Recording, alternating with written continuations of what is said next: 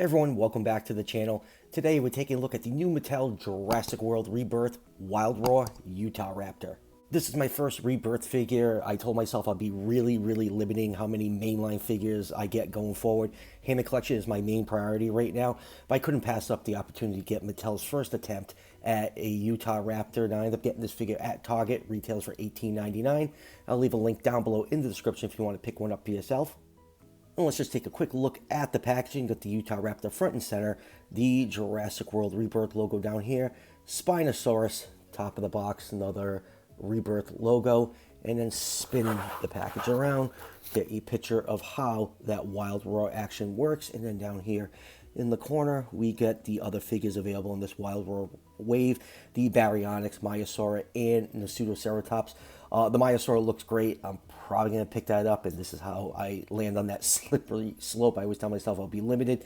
And, you know, this whole initial release of Rebirth figures, there's a lot of great figures in it. It's really tempting.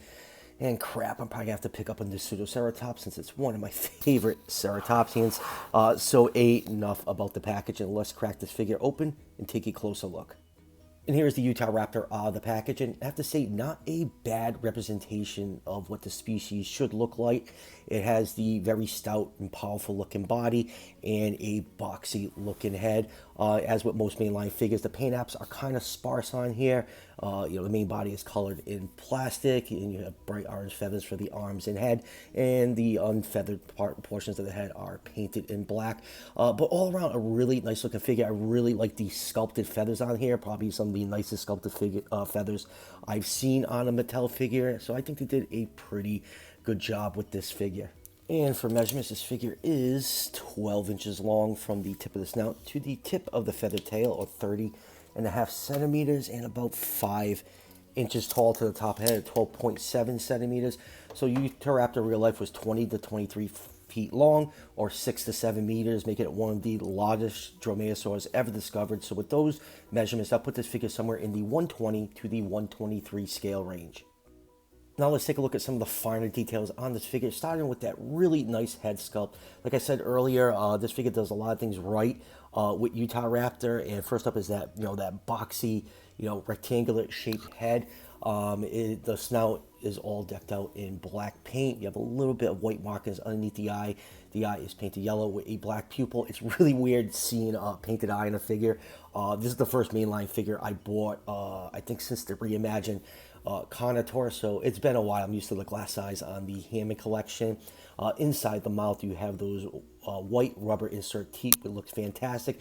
And if you actually close the jaw, this thing actually has lips, making it one of the few Mattel, theropods that actually has lips instead of the teeth hanging out. Going down to the neck, you got a lot of nice sculpted orange feather detail.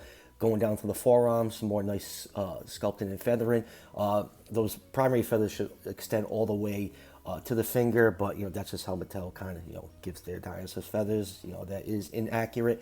And then going down to the body is cast in brown plastic with lots of nice feathering. I wish there was some paint apps, where the feathers stop on the hind legs, and definitely some, paint on the toe claws. But we've all been complaining about that forever. Mattel does not like painting the claws on their mainline figures. It's definitely a budgetary constraint. You do have some nice orange paint on all that brown plastic, which will extend a little bit past the hind legs. And then going down to the really nicely feathered tail, you have some nice plumage at the tip. So yeah, all around a really cool looking figure. Like I said, this is Mattel's first Utahraptor, and Utahraptor is pretty important in the Jurassic franchise. And we all know when Jurassic Park 1 came out, the Velociraptors were hilariously oversized. There was no dromaeosaur known to be that size at that time, but Utahraptor was discovered right around the time the movie came out, which made their size a little bit more believable. Articulation on this figure is pretty basic. The forearms are on a hinge joint, which allows the arms to swing out, and the forearms can move backwards and forwards. The hind legs are on a very clicky ratchet joint for different positions. Not like you're going to get this thing standing in anything dynamic. Neutral is the only the only way this figure is going to stand up. And on the bottom of the feet is the scan code for those who want to scan this into the fax app. And the rest of the articulation is tied into the action feature that is activated by, I just keep knocking this poor guy over, is activated by moving the tail up and down.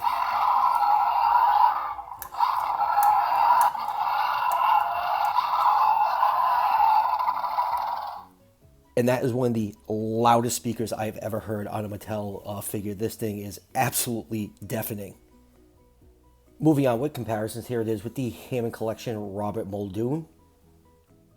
Next up, here it is with the OG Kenner Jurassic Park Series 2 Utahraptor. This is one of my favorite Kenner figures of all time.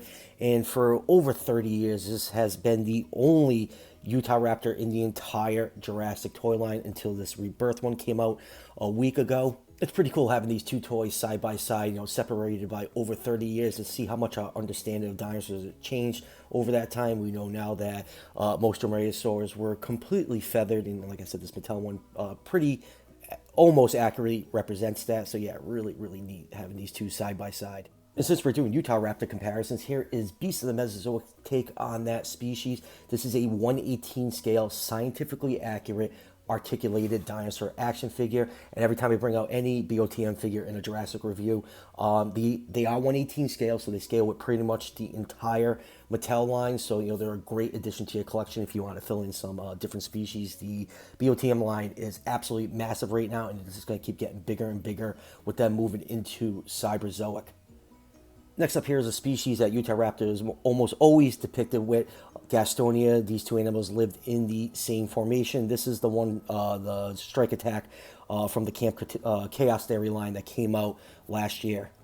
And next up, because it's just too cool of a figure not to compare it to, the Hammond Collection Spinosaurus. And, you know, hopefully somewhere down the line we actually get a Hammond Collection Utahraptor. I think the Hammond Collection is seriously underutilized by Mattel. You know, they have shown that they would do, you know, non-movie appearance dinosaurs, you know, like Irritator, Geosternbergia. You know, they do video game species and concept art. So there's a lot of potential for the Hammond Collection. I really, really hope we start seeing more obscure, you know, non-movie species make it into the lineup.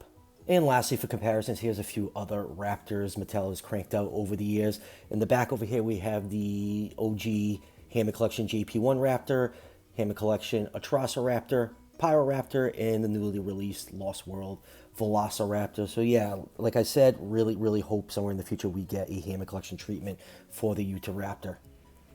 So final thoughts on the Utahraptor. I think this is a really good figure. I love the proportions and sculpt on it. You know, it's pretty close to what a Utahraptor should look like, you know, minus, you know, the placement of the feathers on the forearms. You know, the head sculpt looks great. You know, it has that nice boxy head that Utahraptor was known for. You know, paint apps are seriously lacking, but, you know, that's the case for pretty much every mainline figure ever released from Mattel, and just complaining about it is about as, you know, useful as pissing into the wind. But like I said, would love a Hammond Collection version of this. And for me, it's a special figure. It's, you know, the first Utahraptor that we've gotten in the Jurassic line in over 30 years. And like I said at the beginning of this review, I ended up getting mine from Target. Link is down below in the description if you want to pick one up for yourself. So that will do it for the review. You know, what is this, my fourth review since coming back? It feels really good to be back, and you know, I'm trying to get back into my routine. I do have the new Holland Good Sauropod coming in. I am drawing a blank right now what it was called, but that should be here any day now, and I'll definitely be reviewing that. And I'll see if, you know, if my will snaps and I end up buying more mainline figures. So if that happens, you'll be seeing more Rebirth reviews on the channel. So as always, if you're enjoying the content on this channel, show your support by hitting that subscription button just below the video. Each subscription helps out the channel tremendously and is greatly appreciated. I'll see you guys for the next one.